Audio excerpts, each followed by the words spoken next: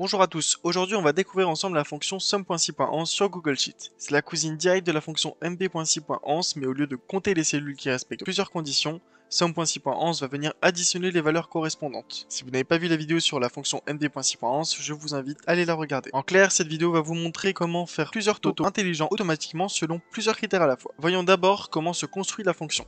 Sa syntaxe est la suivante, sum.si.ans, entre parenthèses, la plage sum, qui va être la colonne que l'on veut additionner. Ensuite, on va indiquer une ou plusieurs paires de conditions sous la forme plage critère, puis critère. Ainsi, nous pouvons voir plage critère 1, point virgule critère 1, point virgule plage critère 2, point virgule critère 2, et ainsi de suite en fonction du nombre de conditions que nous voulons mettre. En résumé, Google Sheet va venir additionner uniquement les cellules de la plage sum qui remplissent toutes les conditions que nous avons définies. Prenons un exemple concret. Il faut savoir que j'ai repris exactement le même exemple que la vidéo de présentation sur la fonction nb.si.ans.